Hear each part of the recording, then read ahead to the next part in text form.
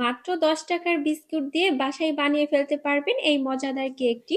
এখানে chocolate biscuit নিয়েছি 5 packet. এরপর বিস্কুটটাকে আমি ব্লেন্ডারে গুঁড়া করে নিয়েছি। 3টা ডিম নিয়েছি, দিয়ে দিচ্ছি হাফ কাপ চিনি, 2 টেবিল চামচ দুধ আর একটু ভিনেগার, তেল দিয়ে দিচ্ছি। এরপর এটাকে আমি খুব সুন্দর করে একটু মিক্স করে নিচ্ছি। এরপর ওই বিস্কুটের গুঁড়াগুলো দিয়ে দিচ্ছি। হাফ কাপ ময়দা, 2 টেবিল চামচ গুঁড়া দুধ, হাফ চা চামচ বেকিং পাউডার, হাফ চা চামচ বেকিং সোডা। এরপর এটাকে খুব সুন্দর করে আমি মিক্স করে একটা ব্যাটার বানিয়ে নিব। ব্যাটারটাকে আমি মোল্ডের মধ্যে দিয়ে 30 মিনিট ঢাকনা দিয়ে ঢেকে বেকড করে নিব। এরপর এর জন্য একটা ক্রিম তৈরি করে নিব। এর জন্য এখানে 3 টেবিল চামচ করে দুধ, চিনি আর কর্নফ্লাওয়ার নিয়েছি। এরপর আবার আমি কিছুটা লিকুইড দুধ দিয়ে এরকম একটা ক্রিম বানিয়ে নিয়েছি। 30 মিনিট পর কিন্তু আমার কেকটা একদমই রেডি। এরপর এটাকে আমি মোল্ড আউট করে নিচ্ছি। এরপর 2টা স্লাইস করে আমি ক্রিমটা সুন্দর করে লাগিয়ে নিই। আমি চারো সাইডে কিন্তু যে কেকের বাকি অংশ ছিল গুঁড়ো গুঁড়ো করে আমি চারো সাইডে দিয়ে দিয়েছি। হয়ে গেল আমার ঝটপট বাসায় তৈরি চকলেট কেক।